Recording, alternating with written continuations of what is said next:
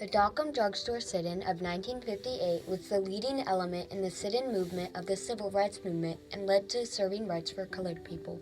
It encouraged nonviolent protests across the United States, motivated others to defy segregationist policies, and strategically navigated legal frameworks, demonstrating how acts of civil disobedience can create social improvement without necessarily breaking the law. The Civil Rights Movement, which began in the late 1940s and ended in the mid-1960s, sought to end racial segregation and discrimination through methods like sit-ins, marches, voter registration drives, and civil disobedience.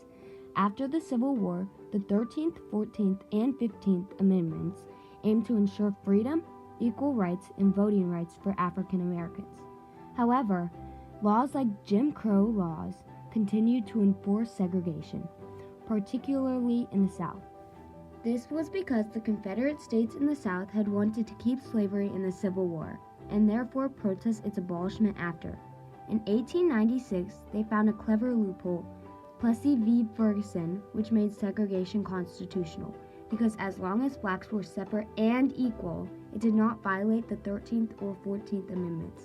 However, blacks were almost never treated equally, and this still limited their rights, so they weren't much better off than when they were in slavery, as shown in this cartoon by Thomas Nast. Southern states would also use things like literacy tests, so most of the black population, as a lot of them were illiterate at the time, having just been freed from slavery, wouldn't be able to vote. Kansas, a free state, had some racial segregation, though it was not as extreme as in the South. In the Civil War, it had been a Union state, meaning it wanted to end slavery, though that didn't stop it from segregating. The Montgomery bus boycott in 1955, the Brown v. Board of Education ruling in 1954, and the Little Rock Nine all served as inspiration for the Dockum sit-in. In 1964, Lyndon B. Johnson signed the Civil Rights Act, outlawing segregation in public places. Sit-ins, a form of protest in which demonstrators occupy a location until their demands are met, were often used as segregated lunch counters to demand equal service rights without violence. The Dockum Drugstore was a commonly used drugstore and lunch counter in the mid-1900s. It was located on the corner of Douglas and Broadway in Wichita, Kansas, and is now known as the Ambassador Hotel, specifically the Sienna Tuscan Steakhouse. It was part of a chain owned by Rexall and frequently used by students and people working downtown. The Dockum Drugstore had a rule that allowed colored individuals to order food and take it elsewhere to eat, while white people were allowed to sit at the lunch counter to eat and socialize after ordering food. The NAACP Youth Council was a group formed to help the young black community learn about and fight for civil rights. It was composed of kids and young adults between the ages of 13 and 25. The goal of the Youth Council was to educate the black youth about their rights and to ensure equal rights for people of color. It was founded in 1935 by Walter White, the executive secretary of the NAACP. The group was known for organizing peaceful protests and other activities that brought attention to the struggles faced by African Americans. Ron Walters, the president of the NAACP Youth Council, and his cousin Carol Parks Hahn were the key organizers behind the Dockum Drugstore Sit-in. After meeting with Franklin H. Williams, the NAACP's Western Regional Director, they learned about sit-ins that had been used by the Congress of Racial Equality in the 1940s. Inspired by this strategy, Walters and Parks Hahn decided that the Youth Council should organize a sit-in at the Dockum Drugstore to challenge its segregationist policies.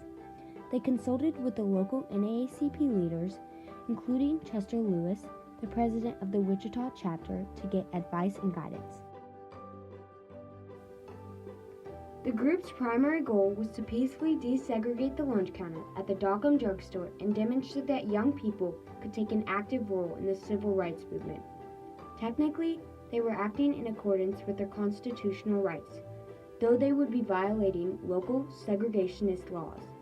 Carol and Ron, along with the other youth council members, practiced how to handle challenging situations during the sit-in at St. Peter Collaborative Church, under the guidance of their advisor, Rosie Hughes.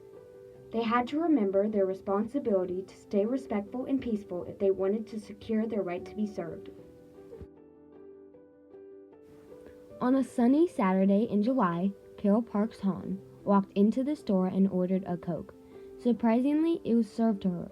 However, when more colored youths entered and sat down, the waitress took the Coke away. Day after day, they returned, sitting silently and making it clear that their only purpose was to be served.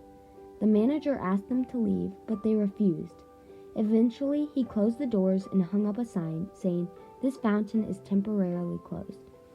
Galen Vesey recalled how someone purposefully bumped into him, and though it didn't physically hurt him, he felt discouraged because he knew why they did it.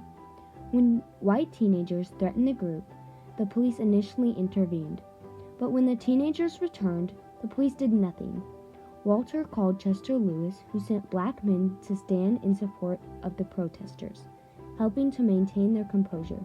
Despite the tension, the group continued to stay strong, knowing that the store was likely losing money due to the protest. On the final day of the sit-in, Mr. Dockum came in and said, "Serve them, I am losing too much money." This moment marked the desegregation of the Dockum Drugstore lunch counter and influenced other Rexall stores across Kansas to follow suit. The protest also sparked similar sit-ins in Oklahoma and more protests in Kansas and other southern states. Despite its importance, the Dockum sit-in never gained much national attention, even though it played a pivotal role in advancing the sit-in movement. Its impact is often overlooked, as it laid the foundation for more widely covered sit-ins in the South. The lack of recognition for this early act of resistance is unfair, as it was a crucial catalyst for the civil rights movement, inspiring young-led activism and demonstrating the power of peaceful protest to challenge segregation. The Dockum sit-in deserves its rightful place in history.